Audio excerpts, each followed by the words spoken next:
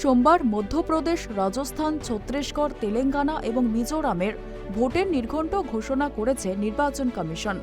তারপরে বিভিন্ন রাজনৈতিক দলের মধ্যে দেখা গিয়েছে একে অপরকে নিশানা করা।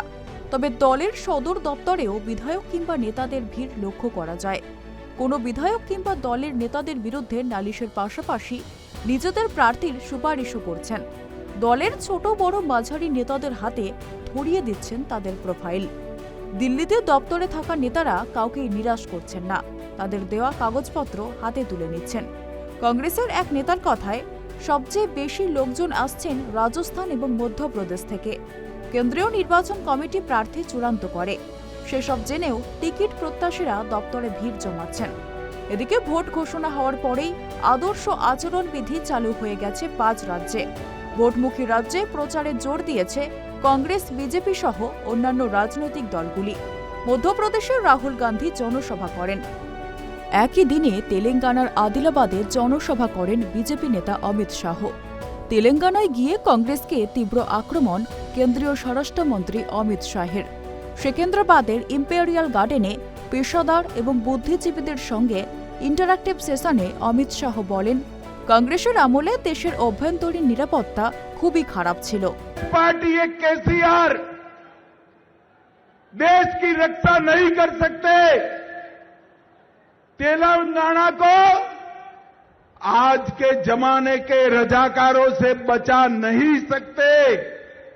तेलंगाना को आज के जमानों के रजाकार से अगर कोई बचा सकता है तो केवल और केवल भारतीय जनता पार्टी बचा सकती है।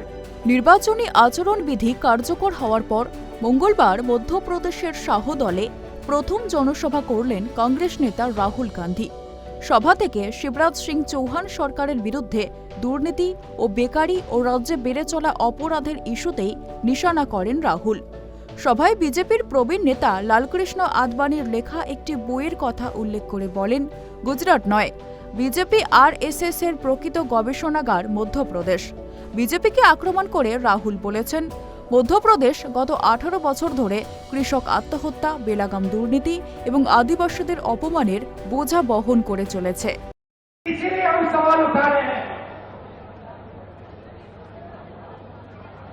आदिवासियों को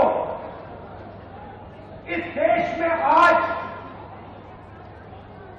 क्या हक मिलना चाहिए, कितना हक मिलना चाहिए, ओबीसी वर्ग को कितनी हिस्सेदारी मिलनी चाहिए, एससी वर्ग को कितनी हिस्सेदारी मिलनी चाहिए, ये सवाल है देश के सामने। इसीलिए हमने कास्ट सेंसस की बात की है, इसीलिए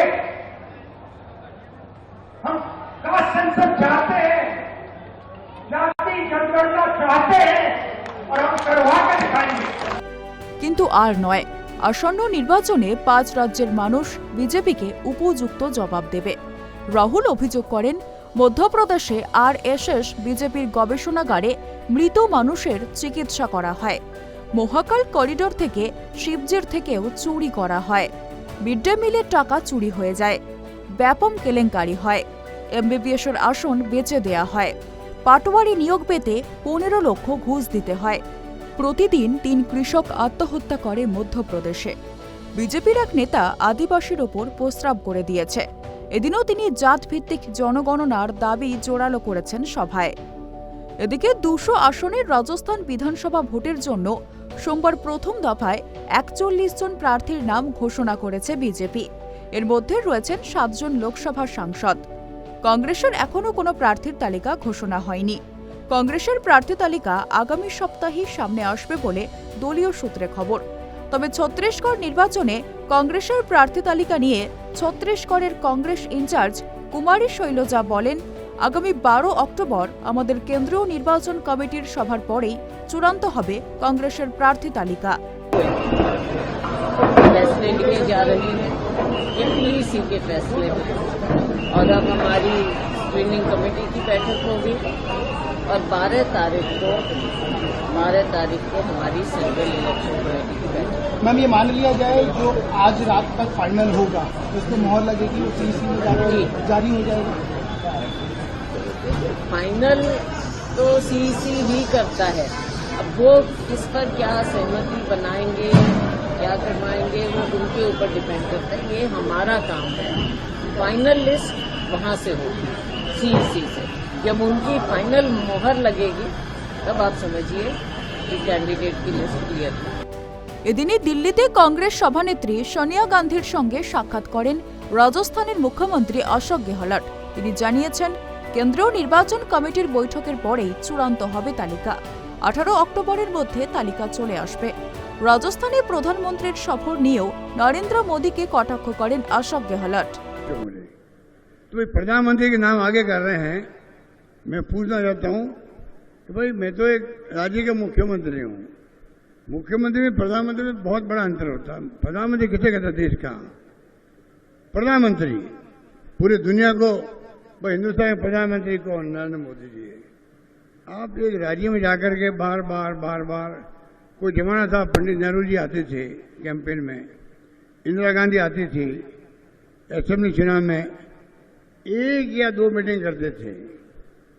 प्रधानमंत्री का पद इतना बड़ा होता है, अगर आप 1 मीटिंग कर लो, घर में चर्चा होती है, आज इंदिरा गांधी आई है, भाई बीकानेर के अंदर आई थी। তবে বিজেপির তালিকা সামনে আসার পরেই বিজেপিতে কোন্দল শুরু হয়ে গিয়েছে। রাজ্যে এবার বদল হতে পারে দীর্ঘদিনের ধারা। ফের ক্ষমতায় ফিরতে পারে Congress. Bureau report, tribe TV.